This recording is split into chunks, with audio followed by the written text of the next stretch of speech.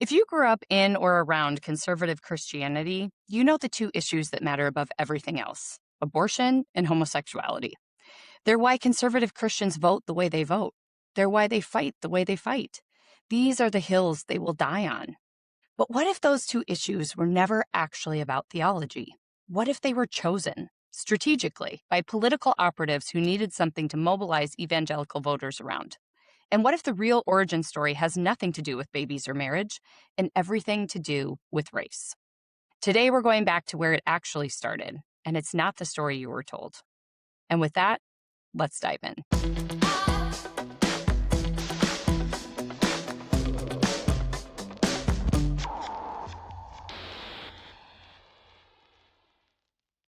Hello and welcome everybody to this week's episode of Spirit Outspoken. Well, surprise, surprise, we went down a rabbit hole and it was far deeper and far more extensive than we ever anticipated. And Rachel Loney, our leader, who just started unpacking, and I gotta say too, like you were saying for months that it was on your heart to really look at the white Christian history and how it relates to racism in America and white Christian nationalism. And a lot of this is being prompted by what we're seeing in the news and what we're experiencing today. And like a lot of things Spirit Outspoken takes on, history is such a huge part of really seeking the truth and getting after the truth. So you started doing all this research and it was shocking Yeah. what was uncovered, right? I mean, talking about how colonization began and was really reinforced from the church. And there were these papal bulls. Am I saying that right? Papal Papal bulls. bulls. Yep. Papal bulls. Papal Official bulls. doctrine saying that, yes, you have any right to take over any country or peoples that are not Christian and do it in the name of God. And then, you walked us through slavery in America and how lynching was a cornerstone of white Christian culture. Yeah. Right. And like, I think we were shocked, we were disturbed. And that led us to really kind of understanding how policies and politics are formed in America and really how racism is like the root of all evil. And Yeah. I think a lot of us and a lot of Christians who are in this sphere right now of like, gosh, where and when and how do we get so hung up on very specific policies? And that's the only thing that matters to Christians now. Like, Exactly. right? Like, Yeah. how did that happen? And you are going to walk us through how that happened and really how the moral majority came about and how it ties back into racism. And I'm hearing a lot of this for the first time, you guys. So, all of you who are commenting on my face on social media, like a lot of that is just like shock. And I'm listening intently. Everyone's I like, know. oh my gosh, she's so surprised. How weird. Or, oh my gosh, she seems bored. I'm like, no, you guys, I'm like listening for the first time. Okay. I'm being educated I'm being in real educated. Leave my time. face alone. Anyway. So true. God. I'm like, I can't imagine. Like I'm fairly expressive. I'm just listening. Yeah, Anyway, right? so talk to us, educate us, because I think this is such an important part. And this is really surprising to a lot of Christians, I think. Yes, yes. So, it's funny because I had heard inklings of this. Oh, well, abortion and gay rights, it's really all just about racism. And I never knew what that was about. And now that I'm starting to do my history, and this is what's so important, I will say that even in my own Christian faith, when I started investigating the history of Christianity, how it was made, how the Bible was formed, who was in charge, who did this, where that started, it has been undeniable how impactful it has been in really reshaping my faith overall. So I will always and forever be pushing people to learn the history of whatever subject or belief or framework they are basing their life on. You have to know the history in order to understand it. And this is yet another example of that. And when we start layering on things, it just becomes so clear what is at the root of so many of these decisions, so many of these theological frameworks, and so many of these political pushes.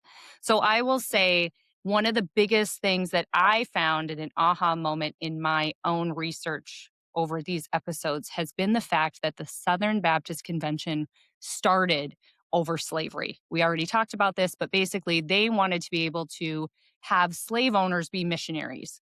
The North said, no, we're not going to do that. They split.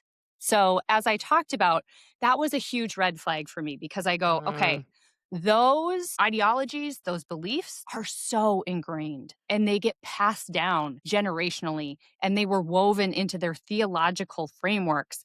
These are deep seated beliefs that really, if we look at what's going on today, have not gone anywhere. And when you start looking at the process of how they basically have just shape shifted their racist agenda so they don't come outright and say we're racist. We're finding other issues and ways to make it PC so we can still uphold this white superiority that we have in our country.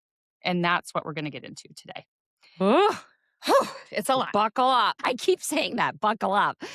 You should. I Part mean, 3. we are Buckle up. like in the roller coaster almost at the Yeah. top here, people. Yes. Like it's crazy. Let's just start with kind of where we left off before. It's important to note Jerry Falwell Sr., who was a very well respected pastor, known as someone who really knew his Bible and had a huge following.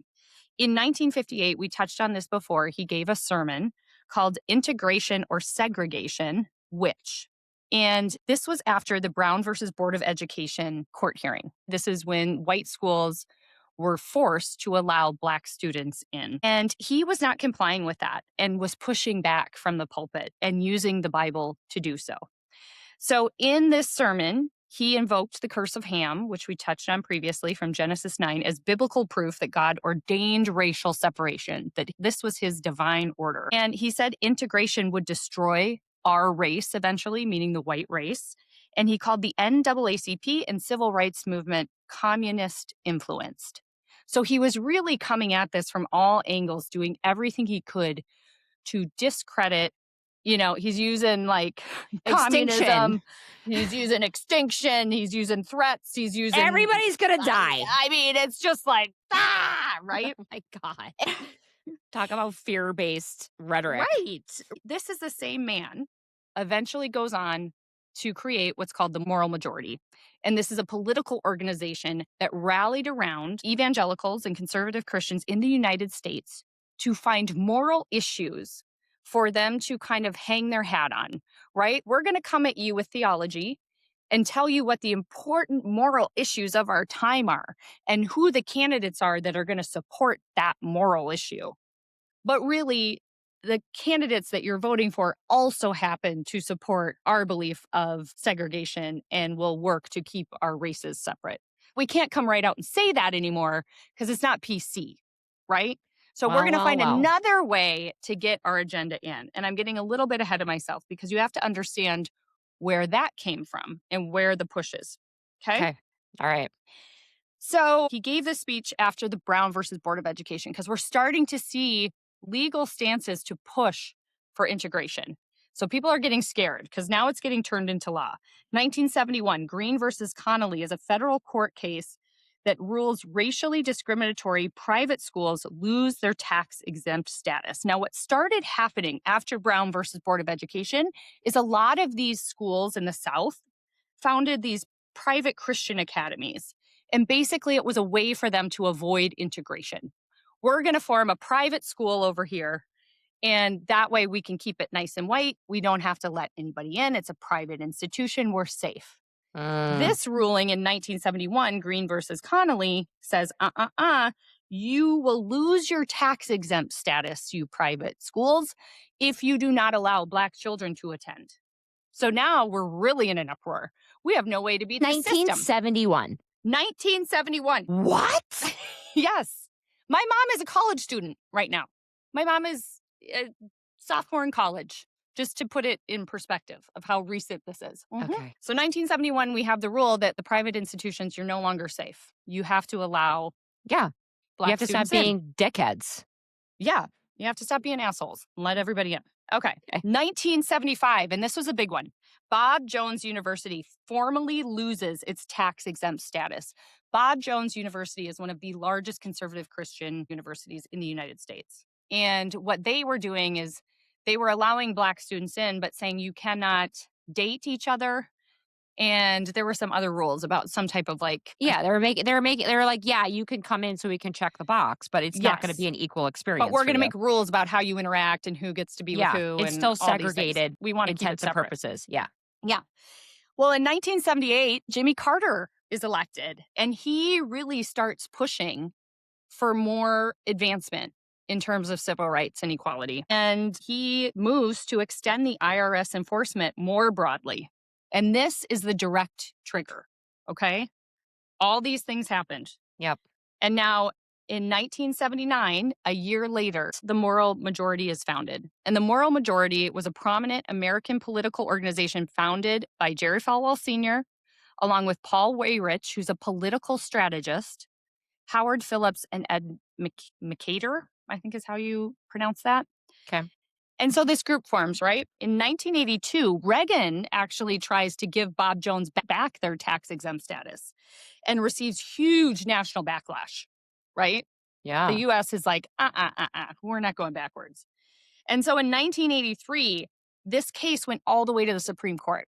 And we have Bob Jones University versus the United States, which upheld the IRS revocation, meaning they were losing their tax exempt status and it was going to stay. And that was all the way in the Supreme Court. So there's nowhere else for them to go to fight this, right? Yep. So now the moral majority is like, okay, what do we do? Time to regroup. We can't come out and say we're pro segregation anymore. We have to find a way to fight this, but we can't do it publicly. So enter the strategist, who is Paul Weyrich. So let's talk for a moment about who this guy is. He's not a pastor or a theologian. He's a conservative Catholic political operative. He's the one who actually co-founded the Heritage Foundation, which you might have heard of. They're the ones Oh who my currently god, I wrote. was like, "I know this name." Yes, they wrote Project 2025. They have been kind of the dominant voice for the conservative Christian party for decades, and it started in 1973. So his job, you guys, his main job is to turn angry people into a voting bloc. Think of it that way. That's his mission. Okay. And he saw that white evangelical Christians were the largest untapped political constituency in the country, and they just needed the right issue to get them to vote the way they wanted. So then we have this Ed McCater, and he's a conservative activist with deep Southern Baptist connections, and he introduced the two, Weyrich to Falwell. He's that connective tissue between the political world and the church world. Jerry Falwell knows the Bible, Paul Weyrich knows the votes, and what he understood is that defending segregation publicly was a losing position politically, right? Yep. He needed a different issue, one that could mobilize the same voters without the baggage of that. And he found a strategy. So enter abortion. I mean, Oh this is my where it's like, oh god. my God. So this is what's fascinating, you guys. I never knew this before. So abortion was not an evangelical issue in 1973. It was seen as a Catholic one. And the Southern Baptist Resolution in 1971, 2 years before Roe v. Wade, called for legislation permitting abortion in cases of rape, incest, fetal deformity, and threat to the mother's physical or emotional health. The Southern Baptist Resolution in 1974, 1 year after Roe, actually reaffirmed that same similar position. So at this time in the early 70s, even the Southern Baptist Convention is not against abortion. The former Southern Baptist Convention president and pastor of First Baptist Dallas, W.A. Criswell, said in 1973 that abortion was a matter of personal judgment and that government had no business interfering in something so personal. What? Yes. The SBC Yes. said that? Yes. This was not an issue before the formation of the moral majority. It wasn't even on the table. They actually were for it. I mean, not for, no one's pro-abortion, but you know what I mean? For the right, like choice. for women's It's not the rights. government or the church's decision on that. You get to make the decision. So Collect yourself. I feel like I need to smoke a cig. I feel like I have smoked a cig. I'm out of breath because I'm so like whipped up by all this. No, I know. These That discoveries, Jason. Like, whoa. No. Okay. So now we're going to start seeing how opinion begins to be manufactured. All right. We know the issue we're going to go for, and we're going to figure out how to make it work. So in 1979, there's a documentary series called Whatever Happened to the Human Race. And what it did is it explicitly connected abortion to the Nazi Holocaust and argued secular humanism was producing a culture of death. And part of the tactic as well in this video is to use really graphic, upsetting imagery, right? That was shocking. And they decide to do a tour. So they go out and they start doing screenings of this, right, in different churches. And you can imagine it was getting quite the buzz. So this is before the internet. It's like we're going to create a viral sensation pre internet days. So we're hosting screenings all over the country. And when we do this, we're inviting pastors from all over and we're gathering people. And then these people are taking the information back to their churches. And what they would do is host a screening and then a Q&A session. And in that Q&A session afterwards is where they would really start to talk about the theological framework backing this up. And so you really had Mhm. this kind of completely grassroots effort to build this momentum and this buzz and this push. And it actually served as a bridge between evangelicals and Catholics. So remember earlier how I said evangelicals always thought that abortion was a Catholic issue? It's because the Catholics, this had been in their radar for at least 10 years, but the evangelicals had the voting pool, right? They had the voters. And so Wayrich saw this as like this golden opportunity to unite two enemies for this greater cause. Okay, let's make abortion the issue we align around rather than our theological differences. The enemy becomes abortion, Planned Parenthood, feminism. These are the enemy now, you guys. And we're going to pool together to fight this. Shook. Yeah. I okay, can I just take just 1 second here? Yeah. Because I have been really struggling with the topic of abortion and looking around at Christians that are voting and making decisions in a certain way only on the topic of abortion. Hmm.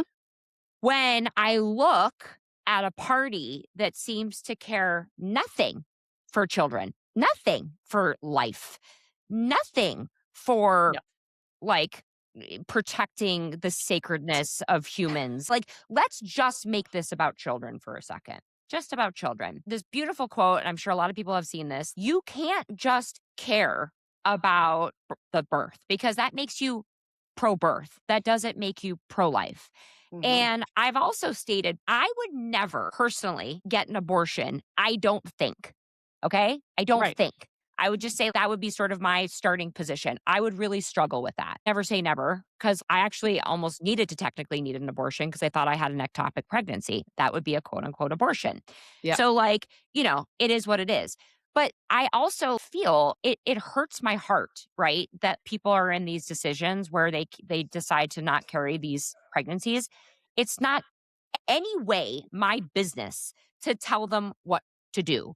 But I do very much care about life. I Mhm. am pro life. I wouldn't just say I'm pro birth. Okay. Yes. Yeah. Because of that, I would say as a Christian, a lot of different other things around being pro life for children, protecting them, not bombing them, not dropping a nuke on their fucking school and Feeding saying like them. oopsie doopsies and intentionally not feeding them and Yeah. withholding food from them and torturing them. Like this, it makes me absolutely Protecting them from gun violence. I don't yeah, oh know, my a litany of gosh. Yeah, things. let's just talk Yes. about our own country. The Yeah. number one cause of children's death in America, it's not cancer.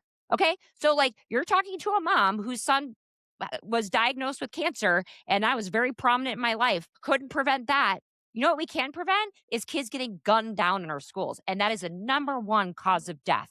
So, the same politicians that are screaming and shaking their fists about being pro life don't give a shit about kids that are alive today that are getting gunned down. And I Yeah. look at very reasonable people, people that I consider my friends, and they are so just enchanted with this topic of being pro life, really being pro birth.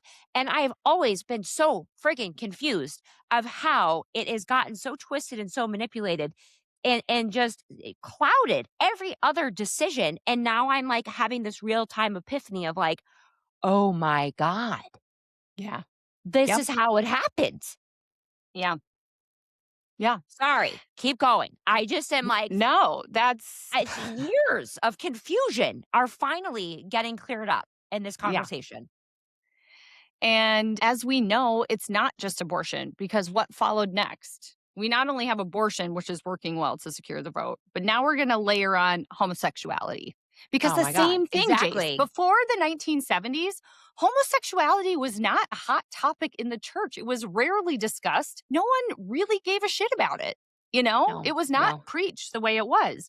But what happened is in 1977, there's a woman named Anita Bryant, and she launched a Save Our Children campaign in Florida.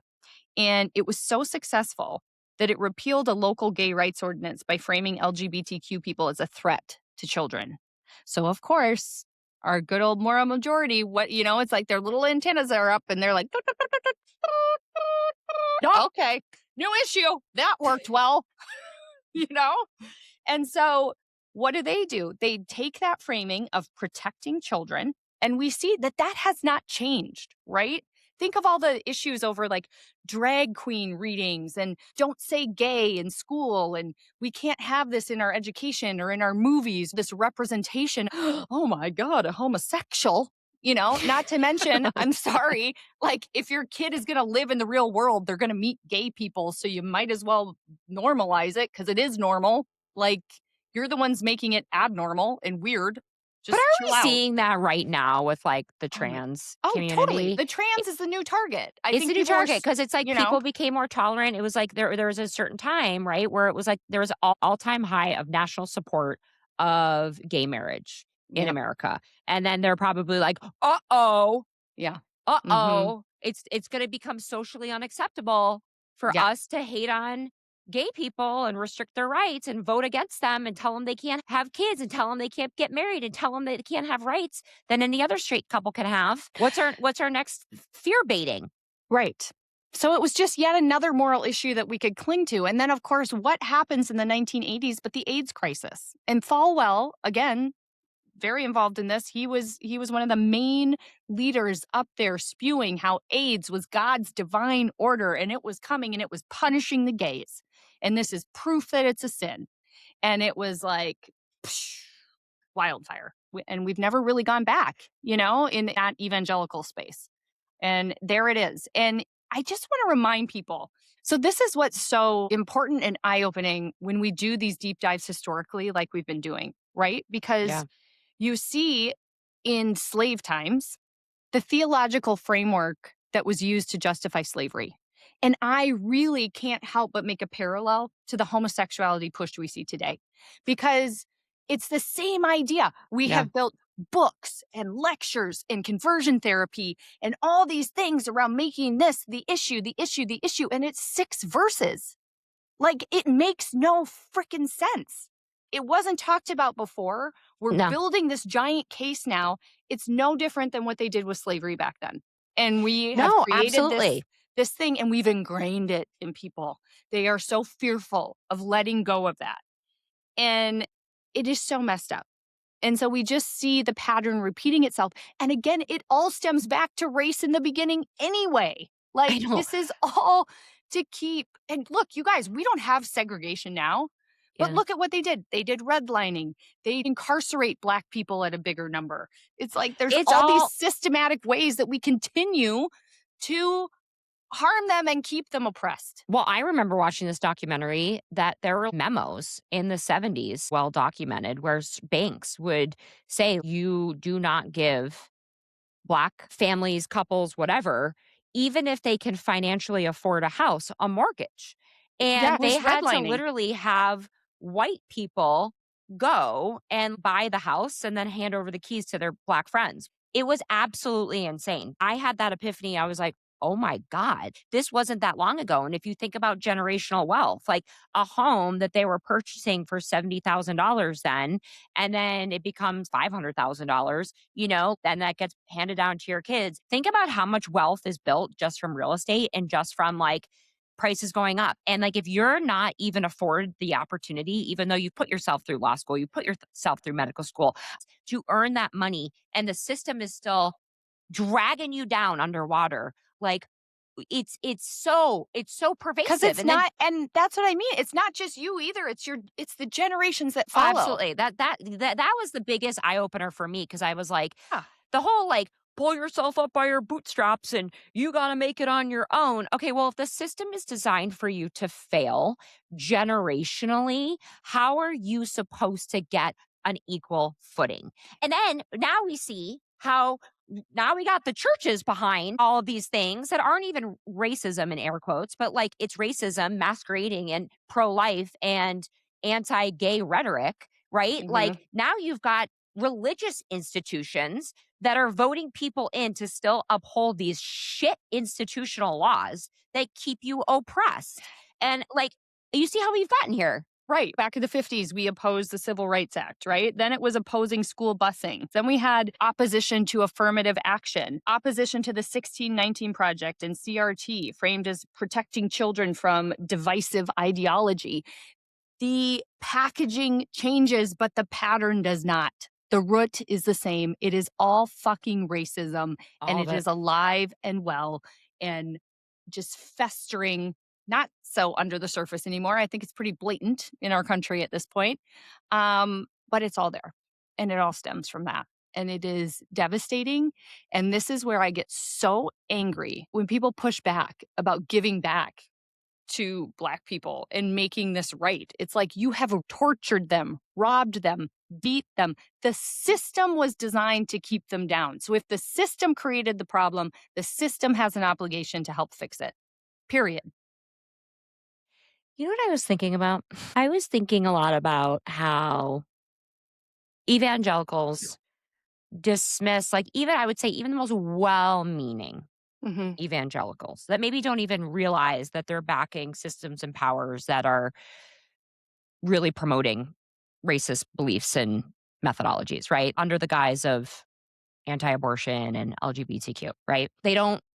They don't recognize the pattern. They just Mhm. see this like practice and they kind of absolve themselves of any type of responsibility and they absolve themselves of taking any action because they feel like this is all part of the plan and Jesus is coming back. And yes, we've taken an evil turn, but that's just part of it. That must mean Jesus is coming back really soon.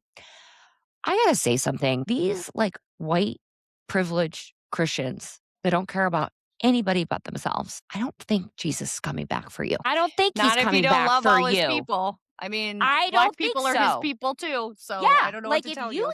if you think it's just me and mine and that's it. And all I have to worry about is loving Jesus, and I don't have to love anybody else. And all I have to do is vote the way that my pastor tells me to be quote unquote pro life and to be quote unquote anti gay. And I'm doing all the right things and checking all the boxes. And meanwhile, your active decisions are continuing to oppress and hold people down intentionally.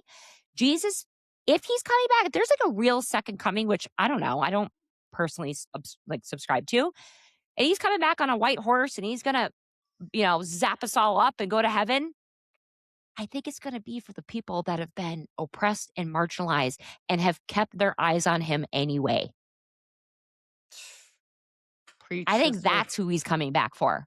So people are going to have to take a real hard look in the mirror and say, like, what are you really supporting and what are you really following? Because listen, you can cherry pick any scripture to say, yeah, Jesus must be pro life. Jesus is pro life. I believe that. But I believe that he's pro life, not just pro birth. Yeah, So it's like people who are so hung up on these things, like they stop short of doing anything effective to actually helping people. It's just yeah, about control. It's just about saying that I get to choose what you do and what you like. These white political men that are I shaking know. their fists, you think they give a shit about the babies getting I born or know. not born? They paid for abortions themselves. I mean, come on. You think Trump That's the hasn't thing paid that for a drives few of me these on his nuts. own? I mean, give me a And break. like, listen, I'm not saying everybody who's pro life is like full of shit. I'm not saying that. It's just like see the forest through the trees. You Yeah, know, like you can feel energetically if people are honoring life, yeah. if they're upholding Jesus's core principles of loving God and loving your neighbor. And in defense of people who grew up in these evangelical spaces, they may not know, but do your homework. Like, no offense, but you've been duped. You've been literally sold a strategy. You were part of a political strategy and you have been duped. This was never about abortion. It was never about gay people. It was always about racism. Do your homework. None of it even mattered before the 1970s. No, and this is a really inconvenient truth for people. If you're pro-life, you should vote blue Yes, thank you. Thank because you. abortions go down under Mhm. Democratic administrations. Yes. And the reason for that is because of all the things that go into preventing birth, education, making sure people have equitable access to childbirth options, like all of Be these different things. The number one reason Yeah. people choose to abort babies is because they cannot financially support it. And, when people say, "Well, just give it up for adoption." Well, prenatal care is expensive as hell. I don't know how much it is to give birth to a baby nowadays, but it's in the thousands. Oh, it's in the tens of These people who thousands of don't have dollars. Yeah. health insurance. So we don't wanna give you universal health care. We don't wanna pay for the baby after it's born. We don't wanna give you SNAP benefits. We don't wanna help pay for you to go to school. We just want you to have that baby, and you figure it out. Screw that. And that's why there are fewer abortions under Democratic legislation, because Yep. they give people what they need to actually not just birth a baby, but actually take care of and raise a human being. Yes, it's not just about survival, it's thrival. No, And like I think that that is the part that's the tough truth. it That's the is. really tough truth. And we have to really start looking at the hard truths if your goal is to really help babies thrive in a society, right? And I Yeah. think that that's what we're all after. Nobody likes abortion. Nobody that's the other thing too. I am pro-choice, not pro-abortion. I don't want that. Mothers who have to make that choice don't want that, I you know. know? That's why I even struggle saying like I'm pro-life because like it's in my mind it's such a like bullshit phrase. I Yeah. think I'm pro-choice and personally privileged and able to have options if I need them. Yeah. And I think every other woman deserves that, right? So like maybe it's pro it's just I'm how would It's you pro say that? Like it how would you It's reflect hard that because like pro-choice, I think, really is the best word, but it's become so loaded. when conservatives hear pro-choice, they hear Right. That's what I abortion mean, it's lovers. loaded. Yeah, and it's like also, I find it interesting. I'm going off on a tangent, but I thought typically if you're Republican, you're for small government. And I'm like, how much more big brother does it get than the government being able to tell you what you can and can't do with Oh your my own gosh, I body? know. We're the don't tread on me people. Yeah. I'm like, what? But we're Because it's women, not about Jace. women. I know exactly because it's So it about doesn't women. No, matter. no, But if you exactly. try to do DEI and the guy might potentially not get the position he wanted, then we're gonna throw a big temper tantrum because oh my rights are being trampled on. I'm a white man. It's so true though. I saw I this know. funny thing. I saw this hilarious thing that they're like, if marriage was good for women, they would have taken it from us a really long time ago. It's true. Because like there's this like big movement of like I trad know. wives and getting married, and that's our calling as And look, we women. love marriage. Oh We my are god, I happily love married. marriage. I'm not Yes. saying that, but it's like Yeah. it shouldn't be our only option in life is like to No. be a wife and like Again, to be it's married. it's choice, and choice basically means dignity. I know. It's being able to make the best choice for you as an individual human being and having the dignity to do so. Bottom line. I know. Cause listen, do you ever watch Veep, that show on HBO where No, I've heard of it, but I Julia haven't watched Louis Louis Dreyfus, is that her Dreyfus? name? Yeah. Yeah. Yeah. She was the vice president and she goes, if men were getting pregnant, they could get fucking abortions at an ATM. And It's so true. and it is. It's true. It's true. No. I know. There's a lot to digest, but hopefully it provides a little bit of clarity and even just a starting point. I mean, you could really go down some serious research rabbit holes on this topic, and there's a lot of information, but it is just it makes me sad. It makes me sad when I look at how much harm and division and I don't everything. think people I really believe that the biggest gap standing between all of us is the lack of knowledge and education. When Jesus said, Yeah. the truth will set you free, I think that is it because Yeah. we all I really believe intrinsically we're all souls. We're Yeah, and we just all want love and spirits. connection and Yes, and our spirits know yeah, that. Ours, yeah, like, I don't care if you're the most hateful bigot on the planet. Their deep soul, their down. higher Yeah, self knows that yeah, love is the only thing that is real and exists. yeah, And I just think that there's a lot of anger and obviously a ton of frustration. But my prayer for people is that this is just a seed that gets planted. yeah, And because I was hardcore Republican until Trump.